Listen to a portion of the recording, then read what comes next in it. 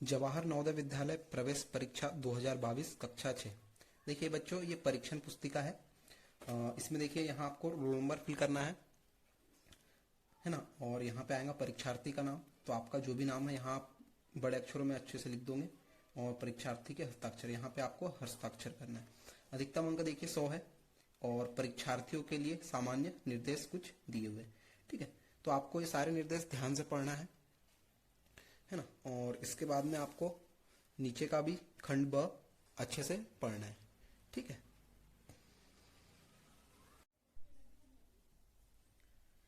खंड 2 अंकगणित परीक्षण। निर्देश: प्रत्येक प्रश्न के लिए 4 संभावित उत्तर है जिन्हें और क्रम दिया गया है। इनमें से केवल एक उत्तर ही सही है। सही उत्तर चुनें तथा अपने उत्तर को दर्शाने के लिए ओएमआर उत्तर पत्रिका में प्रश्न की संगत संख्या के सामने वाले वृत्त को काला करें, ठीक है। देखिए बच्चों, असल में ये कहना चाह रहा है कि एक क्वेश्चन है और फिर आपसे उसके 4 उत्तर दिए गए हैं, तो आपसे सही उत्तर पूछा गया है ना। तो देखिए 41वां सवाल, हम पहला सवाल हल करते हैं गणित का।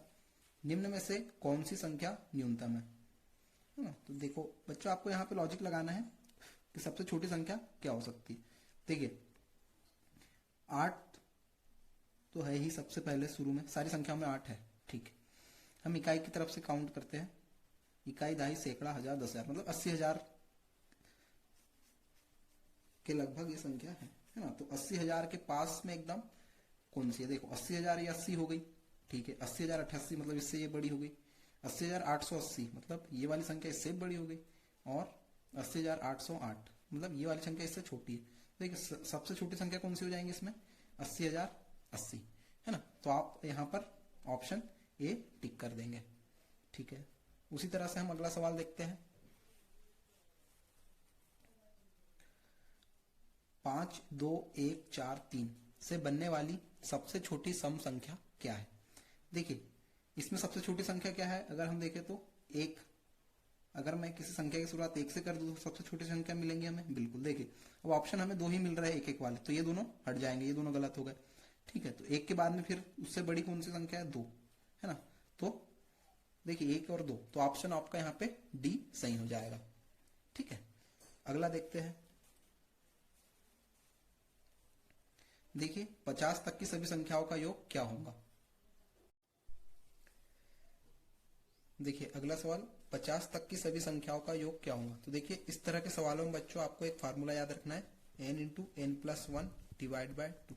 देखिए n का मान यहाँ पे जो भी हमसे पूछा है वही होगा, जहां तक की संख्या पूछी वही होगा n का मान, है ना। तो 50 और 50 प्लस 1/2, 2 से काट दूंगा मैं 25 बार, 25 गुणित 51, इसमें इसका गुना होगा तो ये आ जाएगा 1275, है ना। 25 एकम 25 के 5 हासिल के 2, 25 पंचे 125 और 1 27, है ना। तो आपका ऑप्शन यहाँ पे बी सही हो जाएगा।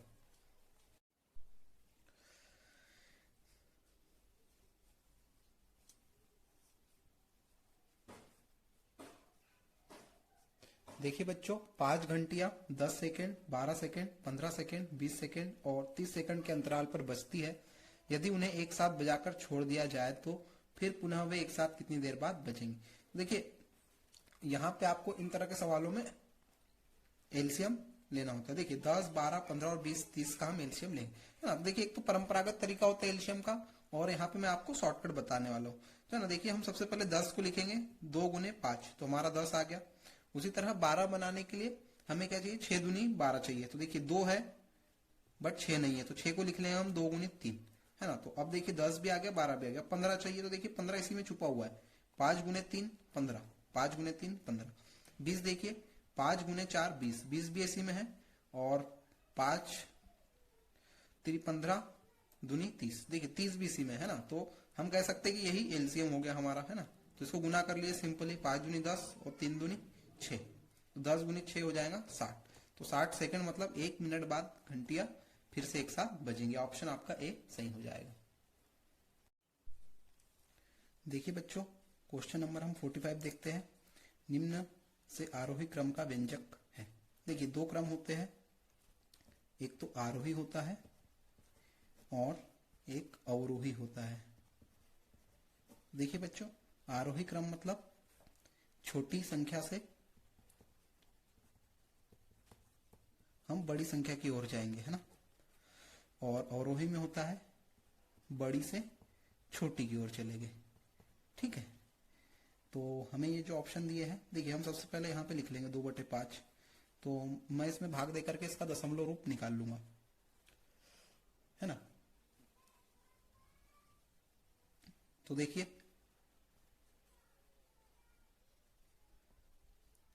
अगर इसमें मैं भाग दे दूं तो 0.4 आ जाएगा, है ना।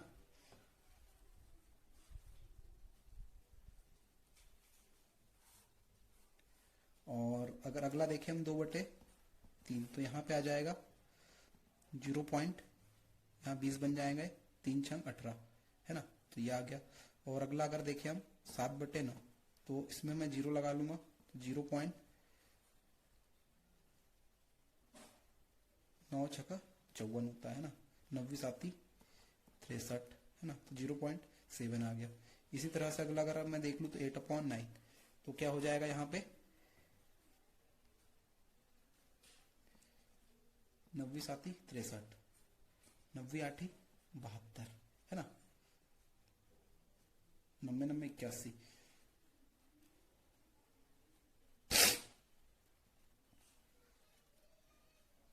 तो हमें आरोही क्रम बताना है। तो देखिए आरोही क्रम मतलब सबसे छोटा आएगा हमारा ये 0.4, फिर 0.6, 0.7 और 0.8।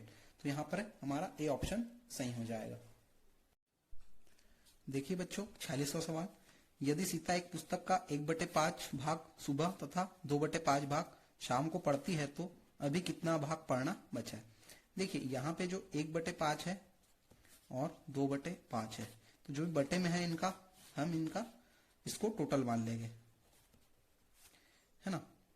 टोटल हमने माना कि 5 है, ठीक है। तो इसका 1/5 मतलब ये 5 से 5 कट जाएगा, तो यहाँ आएगा 1, पहली कंडीशन। और सेकंड कंडीशन में इसका हम क्या निकाल रहे हैं 2/5, तो 5 से 5 कट जाएगा मतलब 2, ठीक है। तो टोटल 5 था, पढ़ चुकी कितना है वो 1 + 2 मतलब 3 पढ़ चुकी है। तो शेष कितना होगा 5 - 3 मतलब 2, है ना। तो टोटल कितना था हमारा 5, तो आपका आंसर क्या हो जाएगा 2/5। देखिए बच्चों नेक्स्ट सवाल, देखिए यहाँ पे क्या लिखा है 2.68 + 17.32 × 0। देखिए 0 में अगर किसी भी संख्या गुना किया जाए वो जाता है 0 + 15। तो हमें यहाँ पे इस तरह से लिखना है। और यहाँ पे कुछ चिन्ह आने वाला है जो कि हमें ऑप्शन में दिया हुआ है ना। और इसके बाद का अगर हम हल करें तो सॉरी, तो आप इसको जोड़ सकते हो,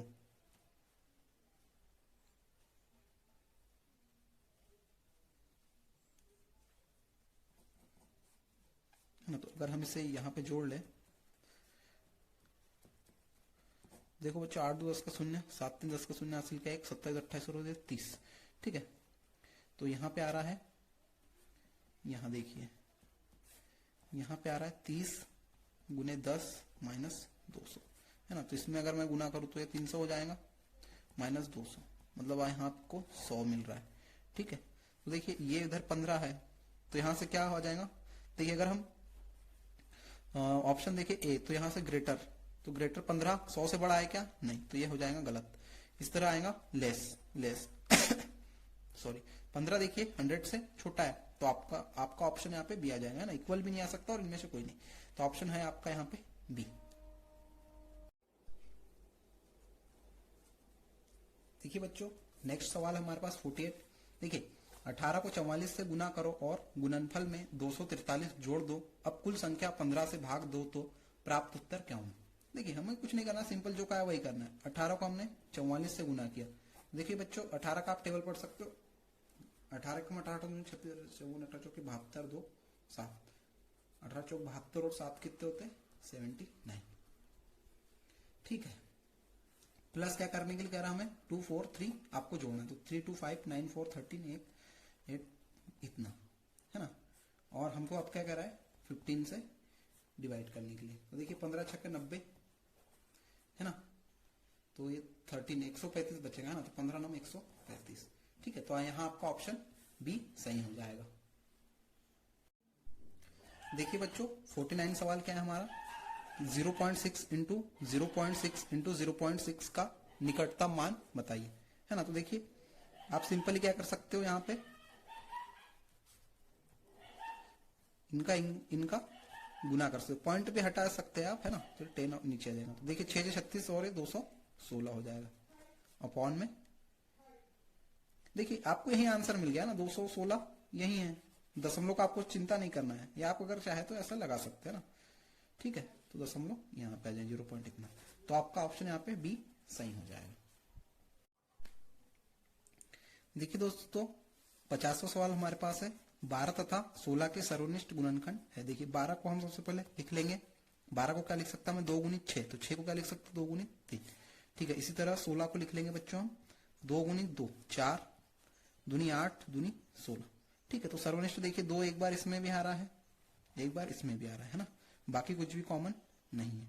तो हम क्या कर ले सकते, 2 और 2 4, है ना। देखिए एक, अब इसमें ऑप्शन में हमें एक भी दिया है ना, तो देखिए दोस्त बच्चों एक हमेशा ही होगा, है ना, एक है, उसके बाद में फिर हम क्या ले सकते हैं, 2 भी ले सकते हैं, एक ये 2, उसके बाद और एक 2 आ रहा था, तो 2 और ये 2 मिलकर 4 बना देंगे यहाँ पे, है ना। तो 1 2 और 4।